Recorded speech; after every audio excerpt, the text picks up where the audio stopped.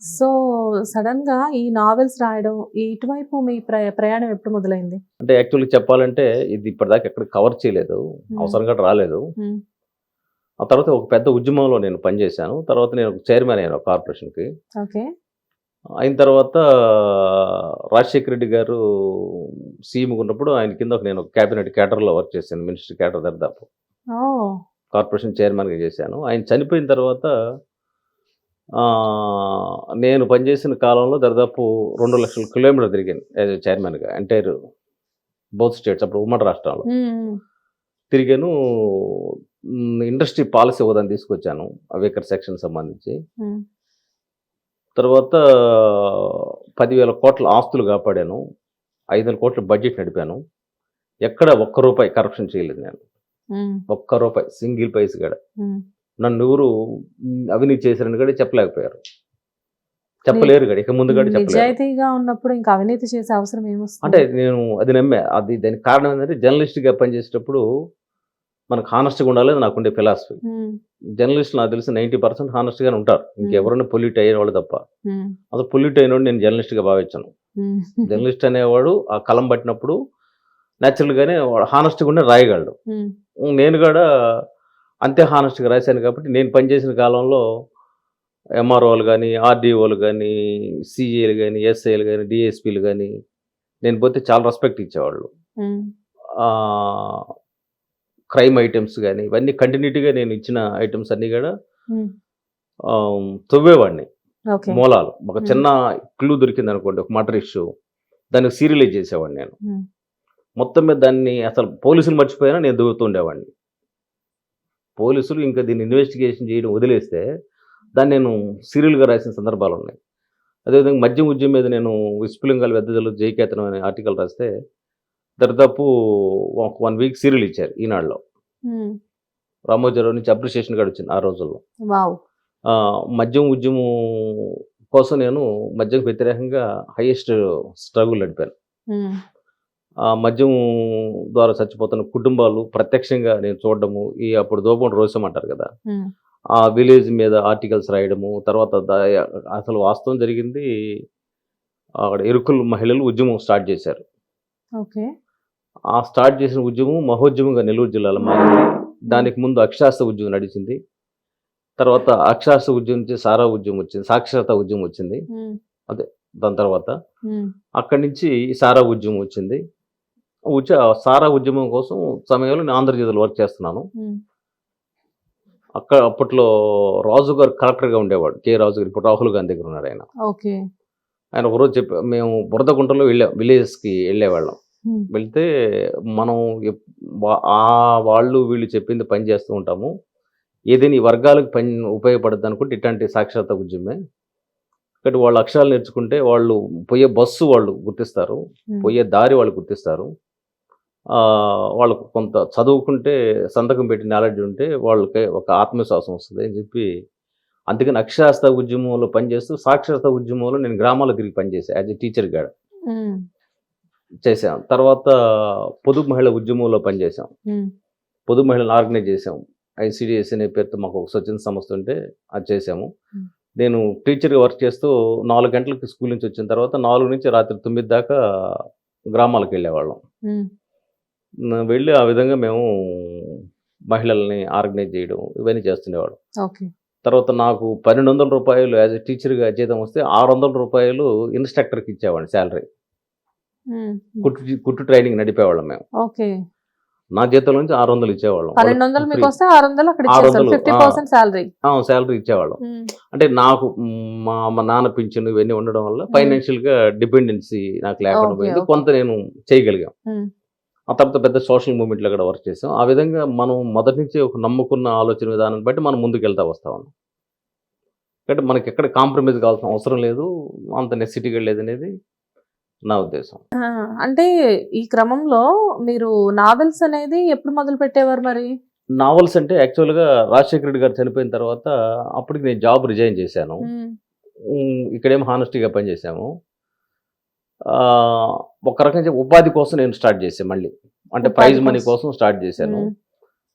Start చేసి నేను అన్ని పోటీల్లో పార్టిసిపేట్ చేసేవాడిని. దరిదాపు నేను రాయడం మొదలు పెడితే అన్ని పోటీల్లో బహుమతులు ఏదో ఒకటి వచ్చాయి.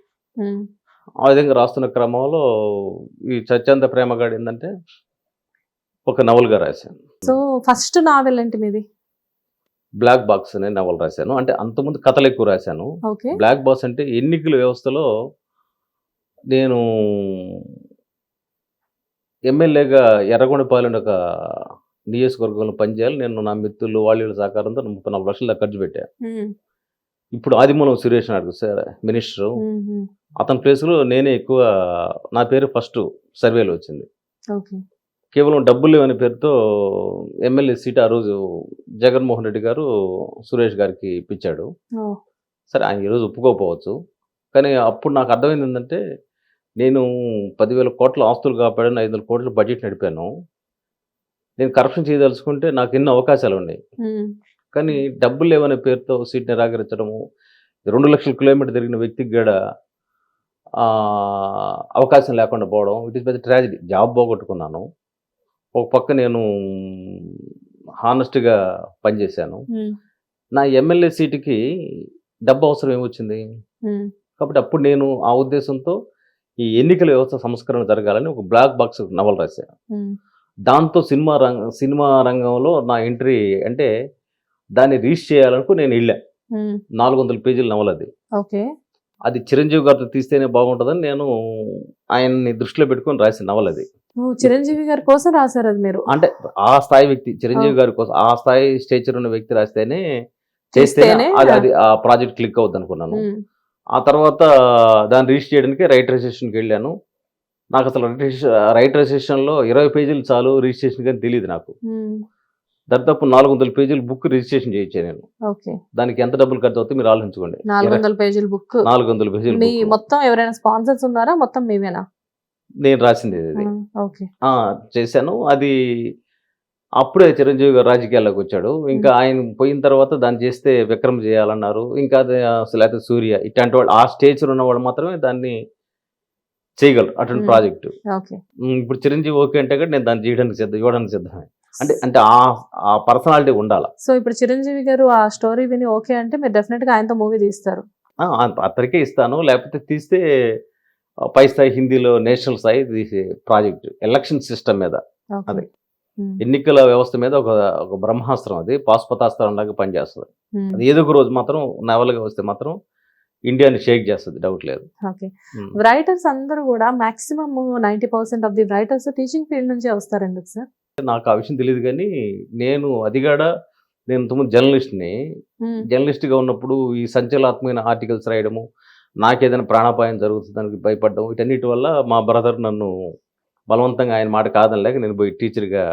ఎందుకంటే చాలా మంది రైటర్స్ ని కలుస్తుంటాం కదా మేము ఇలానే ఇంటర్వ్యూస్ లో, అది చాలా మంది కూడా బ్యాక్గ్రౌండ్ ఏంటి అంటే డెఫినెట్ గా టీచింగ్ ప్రొఫెషన్ లో లెక్చరర్ గానో ఏదైనా స్కూల్లో టీచర్ గానో చేసి బయటకు వచ్చిన వాళ్ళు ఉంటారు. అంటే టీచర్ అంటే ముందు ఉపాధి అనేది ఒకటి ఉంటుంది, స్వేచ్ఛగా ఆలోచించే స్వభావం ఉంటుంది, కరప్షన్ చేయరు టీచర్లు 90%.